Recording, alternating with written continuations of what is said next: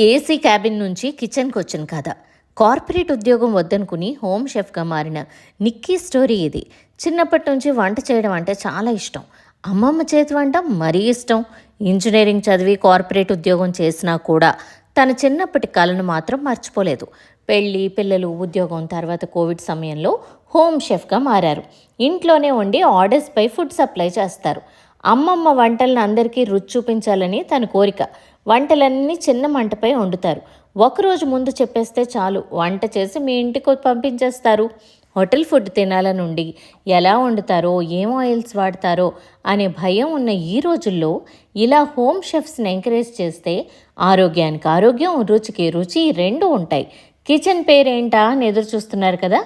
ఇన్స్టాగ్రామ్లో the vintage కిచెన్కి message చేసి మెనూ, ప్రైసెస్ రెండూ తెలుసుకోవచ్చు. అన్నట్లు ది వింటేజ్ కిచెన్ హైదరాబాద్లోనే సప్లై చేస్తారు. డీటెయిల్స్ డిస్క్రిప్షన్లో ఇస్తాను. చెప్పడం మర్చిపోయాను, Nikki is my friend as well as trainee కూడా. To know more, follow spices with stories.